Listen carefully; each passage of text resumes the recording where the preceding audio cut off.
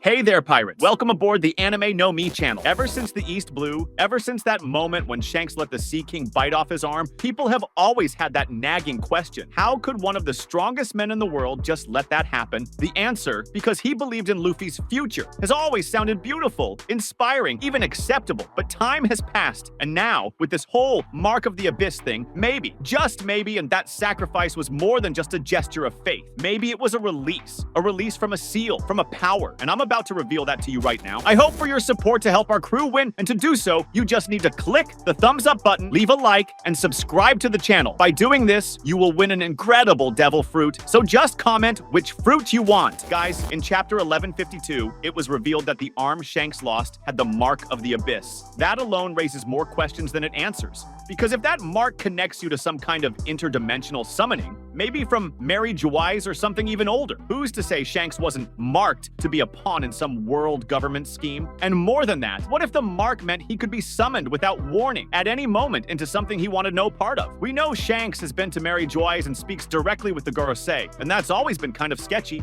But now it seems like he may have known about this power for a long time, maybe since childhood. Maybe he was raised among the celestial elite. Maybe he's descended from some ancient clan the world government wanted to keep close. And what if, when he realized what the mark could do, he decided that the arm had to go? He couldn't just chop it off with a knife. So when he saw Luffy in danger, that was the perfect excuse. He got rid of the mark and the threat of being pulled back into that dark world. And now that the mark's existence has been revealed in chapter 1152, it's starting to look like the power of the Abyss is more than just teleportation. Maybe it's a kind of magical prison, something that stops people from truly living freely. Shanks may have gained access to some ancient knowledge and realized that to really be free, he had to sacrifice a piece of himself. Literally. It's poetic. It's brutal. It's One Piece. That could also explain why he never wanted a devil fruit. He already had a supernatural connection, maybe one that was already too much. And what did he do after getting rid of it? He became a Yonko. He sailed freely. He started working behind the scenes to prevent stuff like this from spreading. Maybe that's why he's kept such a close eye on Blackbeard. Maybe he knows that Teach wants more than just devil fruits. Maybe he wants that kind of mark, that kind of forbidden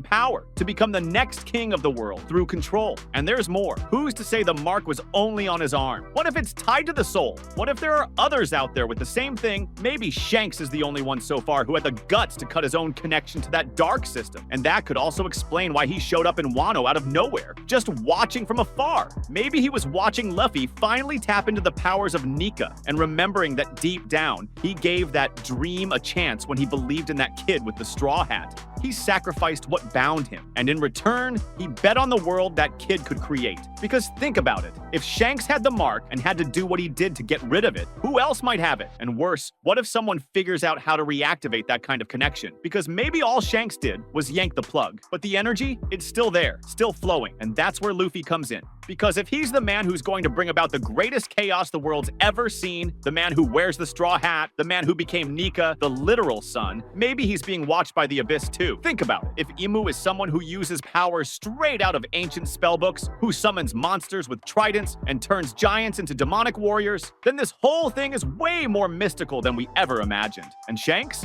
He might have been the first piece in that chess game. But now the player who walked away from the board has come back, missing an arm, sure, but with too much knowledge to ignore. He knows Luffy's rising fast, getting way too powerful, and the brighter he shines as the sun, the more that dark world is going to try to snuff him out. Maybe that's why Shanks started moving again, because the Abyss is returning, not as a mark this time, but as a threat. He knew time was running out. He had to face his past, because if he didn't, the one who'd pay the price would be Luffy. And think about this. What if the Mark of the Abyss was the only thing keeping Shanks bound to Imu, or that mysterious system? Now it's gone, he's free, but maybe he also absorbed something. Some kind of residual power, something that hasn't awakened yet. And here's the kicker. What if the power Shanks sacrificed his arm to get rid of never really left? Not as a mark, but as an invisible inheritance. Something that sleeps, but could wake when the time is right. Like the sacrifice was the price of a choice. He broke free, but he paid with blood and flesh. And that sealed whatever was inside him, until now. Just imagine, at the end of the Elbaf arc, when the world's turned upside down, and Imu pulls another Domi Reversi, trying to control everything everything, and Shanks shows up missing an arm and says, "You think this was just a loss? It was a key." And then he unleashes a power no one saw coming. Not a devil fruit, something more ancient, something he inherited from his clan or wherever he came from, something that lets him turn the abyss against itself. Because if the abyss pulls, maybe it can push too. What if that's when Luffy and Shanks finally fight side by side? Because they've never actually fought together. There's always been respect, distance, and a shared goal. But at that final point, with the whole world falling apart, maybe Shanks reveals that everything he did, even what he kept secret, was for this moment. To protect the boy who became the man who's going to change the world. And that brings up the question, what is this power then? What was that so-called mark of the abyss? Maybe, and I'm really taking a wild guess here, it's a direct connection to the world that existed before the Void Century.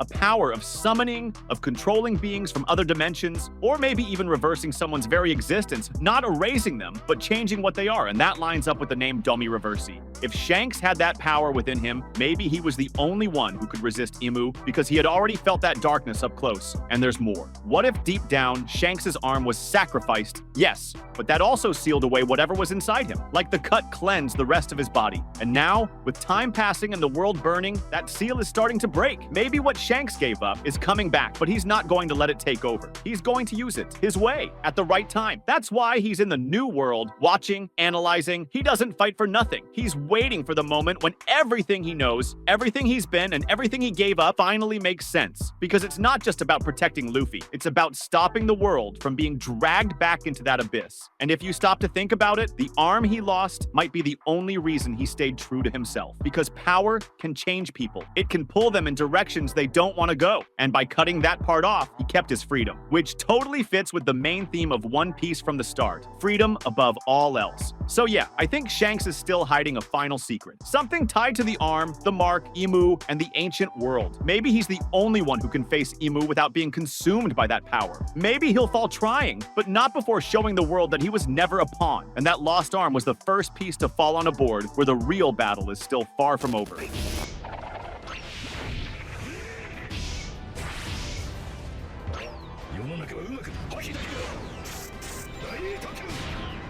That was today's content. We hope you liked it and want to share your opinion on the subject. Don't forget to share the video, give it a thumbs up, and I'll see you in the next video. Take care and stay amazing.